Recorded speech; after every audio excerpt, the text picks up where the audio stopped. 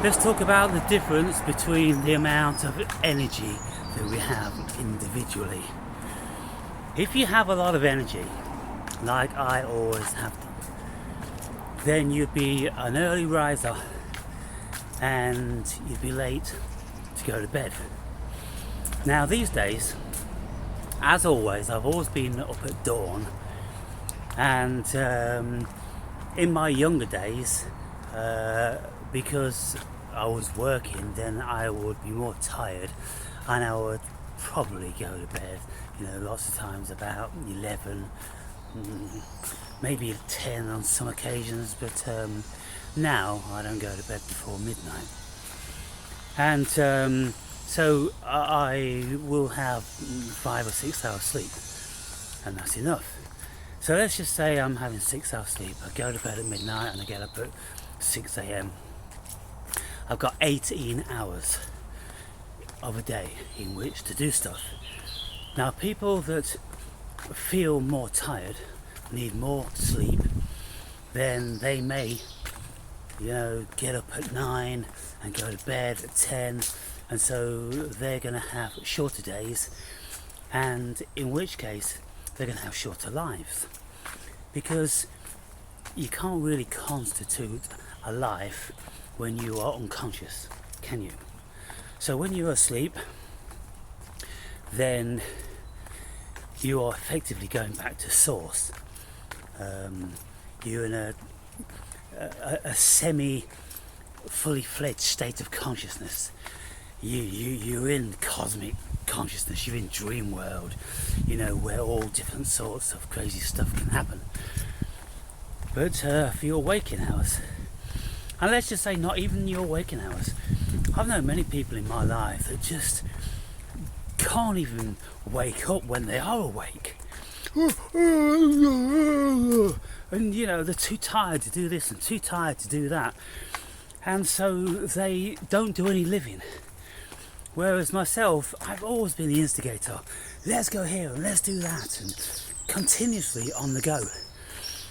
And because of that, because I very rapidly wear people out, because they don't have the same level of zest or enthusiasm for life, then I've always gone on holiday on my own.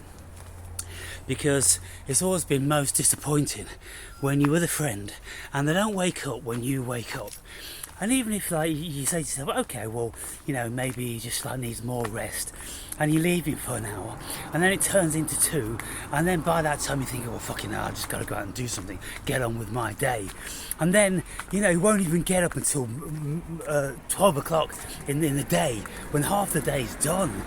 And then you say, oh, let's go and do this. Oh, I've got to go and eat something. I'm starving. And so then they eat something, and then, and before you know it, the day's done. And it's kind of most unrewarding. So all my life, I've been up at dawn and I've been out. I've been on the go, and there were many, many years in my life when I would just walk for 10 hours in a day when I was exploring. Just keep walking on the beaches, in the mountains, through the woods, or anything like that. And I just wouldn't be tired. I just could do it like water off a duck's back.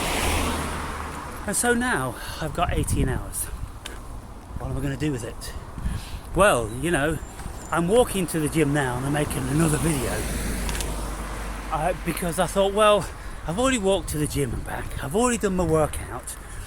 Do I want to walk another 2 miles? I thought, well, I'll go on my bike this time. And I thought, well, what are you going to do with the time? It's going to take a third of the time to cycle there and back. What are you going to do with the rest of the day? It's only 12 o'clock, man. What are you, insane? How are you going to fill up the next 12 hours? 12 hours, people. I've already lived my life. 12 o'clock, I've already had 6 hours. And I've done all that stuff. It's kind of like, well, what am I going to do?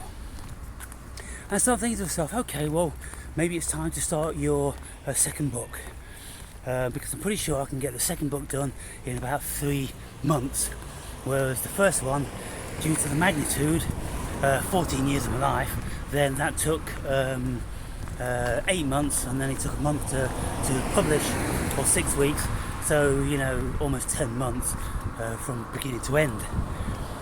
But I wonder how you guys feel. I mean, some of you in the comments said that, you're, much younger than I, and yet you still don't even have anything like the energy. Has it always been that way? Have you always been a low energy person? Of course, it's high energy and low energy, isn't it? This is how it is. People's bodies are, often more efficient than others. My body was always very, very efficient, and I was always the envy. And people used to be astounded when I was competing in my full contact karate. My sensei said to me, "What do you do as a job?" And I told him I was in heavy construction. And he said, "That's why you're so strong and so fit." And I'm like, well,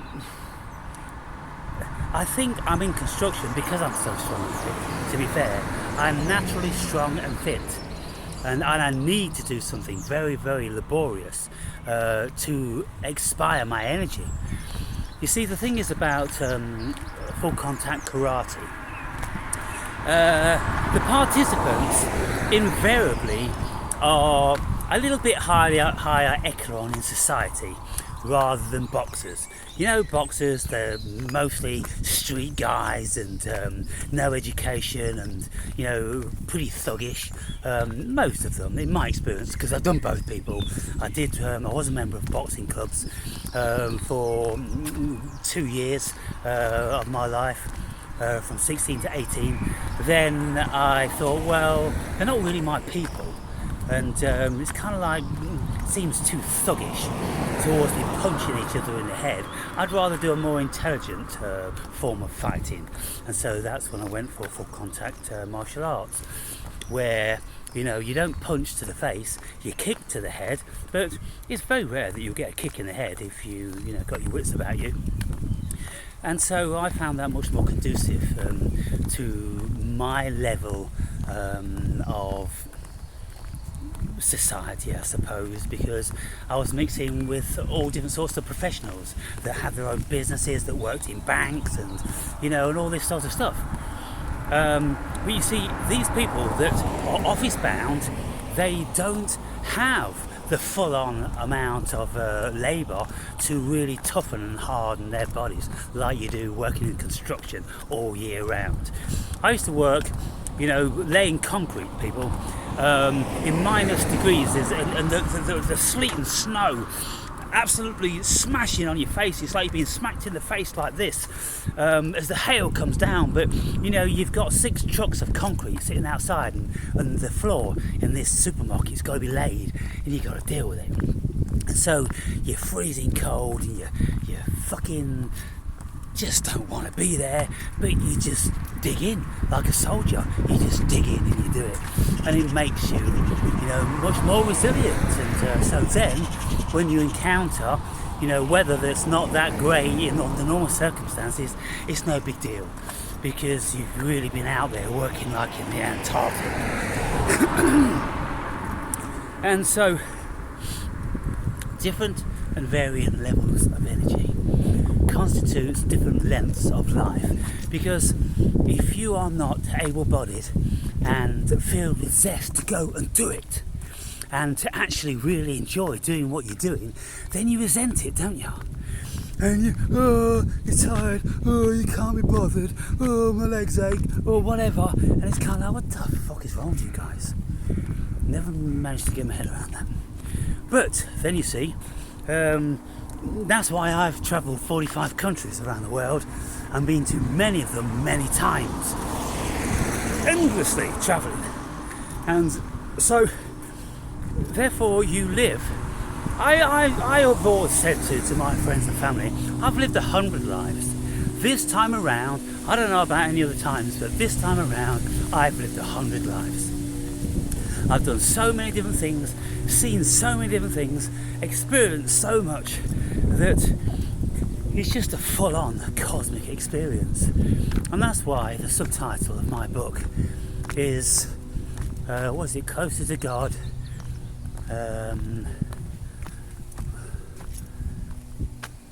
experiencing the supernatural cosmos or something. Can't remember, to be fair. But it's got a cosmic connotation to it, because not only have I lived a life which is physical, I've lived a life which is spiritual, and I've encountered so many other different worlds that it's kind of like, well, I've been a cosmic traveller. And I think for sure that's what we are. We're cosmic travellers. Only most people's minds are closed off to that, and they've got no realisation, no memory, and they don't enter into different states of consciousness, in their sedentary lives. But if we reflect upon how we have lived, how much we have lived, how long we have lived, then there's a great difference between us all. So, all through my life, I have passed my brother when he's been driving in his car, riding on his motorbike, and I've been running or I've been cycling. And we look at each other and we know what each other's about. And I'm like, well, that guy couldn't run or cycle to save his life. He's never done it. And he looks at me and he goes, what the fuck is this guy? He's like the fucking Terminator. I'm just always doing that. And yet, he's very much sedentary now. You'll never even see him walk into the shop. He's only 2 years older than me. You'll never see him walk into the shop because, he's overweight, he's not fit or anything. He gets alopecia, he gets psoriasis and all these sort of things which tell him that he's not healthy. Whereas, I don't get those things. And if I look at him, well, he's never ever been out of bed before 9 a.m. and that's only when he needed to. Otherwise, he could quite easily sleep till 10 and 11, and he always did as a kid. And then, I suppose he goes to bed, similar sort of time as me, 11 or 12. But I capitalise on the amount of hours that I've got out of bed and awake and vital.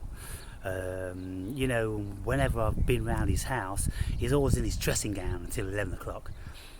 Because he's self-employed and he trades some cars and that, and he's a musician and he does that for a living as well. So he's standing in his dressing gown in his living room, playing his guitar and running through some songs.